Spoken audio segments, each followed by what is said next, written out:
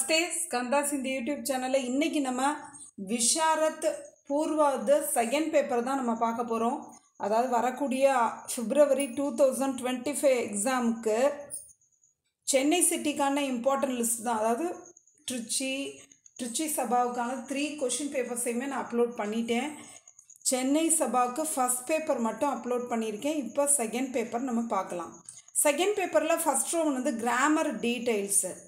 டீட்டெயில்ஸில் சில important questions ஒரு 10 questions நான் கொடுத்துருக்கேன் இதை நல்லா தரவு பண்ணும்போதே பாஸ் பண்ணுற மாதிரி வந்துடும்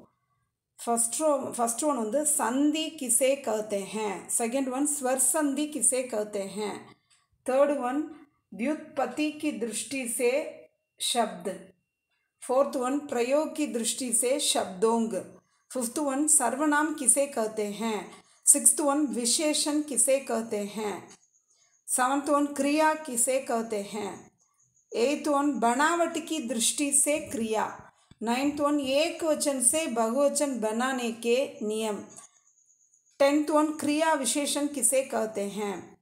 सेकेंड रोमन शुद्ध कीजिए और चिन्ह मिस्टेक இருக்கும் அதை நம்ம கரெக்ட் பண்ணி எழுதணும் 25 क्वेश्चंस இருக்கு 50 क्वेश्चंस இருக்கும் நம்ம அது எல்லாத்தையுமே நல்லா தரவு பண்ணி அதாவது ஒரு நாளைக்கு ஒரு 10 क्वेश्चन அப்படின்னு நீங்கள் தரவு பண்ணால் கூட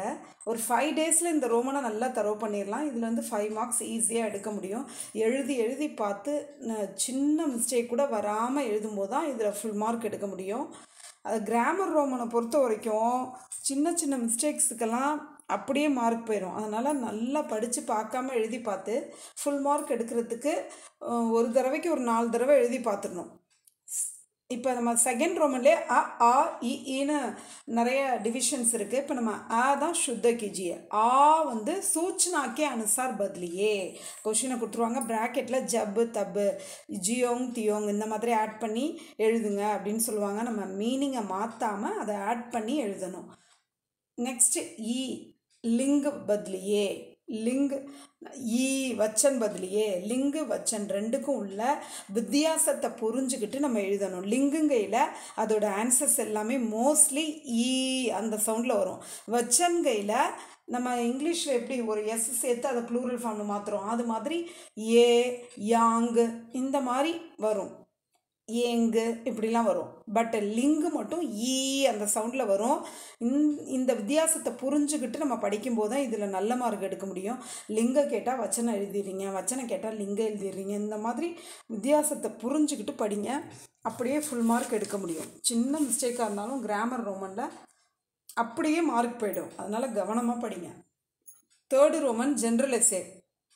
இது ஜென்ரல் எஸ்ஸேயை பொறுத்த வரைக்கும் எந்த கிளாஸாக இருந்தாலுமே அப்படியே வந்துருமா அப்படின்னு கேட்டால் நாங்கள் சொல்கிறது வந்துருமான்னு கேட்டால் டவுட்டு தான் என்னென்னா ஜென்ரல் டாபிக் ஒன்று கொடுத்துட்றாங்க உங்களுக்கு ஓனாக அதை எழுத தெரியுதான்னு டெஸ்ட் பண்ணுறாங்க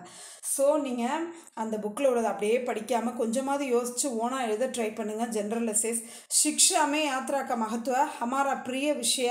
साहित्य जन जागरण में समाचार पत्रों का fourth Roman letter writing first ஒரு 20 கிட்ட இருக்குது நீங்கள் 10 லெட்டர்ஸை நல்லா தரவு பண்ணும்போது என்ன கான்செப்ட்டு அதை எழுதுறதுக்கான மெத்தட் எப்படி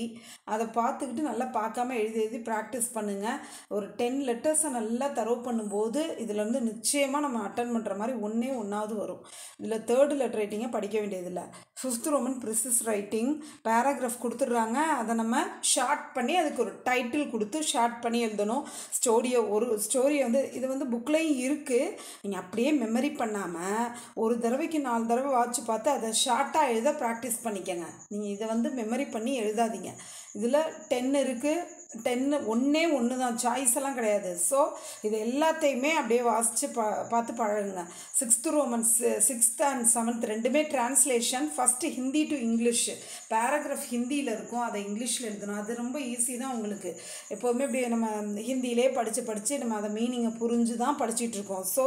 அந்த ஹிந்தியில் இருக்க பேராகிராஃபை அப்படியே இங்கிலீஷில் எழுதுறத ஈஸியாக நீங்கள் வந்து அந்த ஸ்டோரியை ஒரு தடவைக்கு ஸ்டோரியில் கான்செப்ட் இந்த மாதிரி இருக்கும் அதை படித்து புரிஞ்சுக்கிட்டு ஈஸியாக எழுதுங்க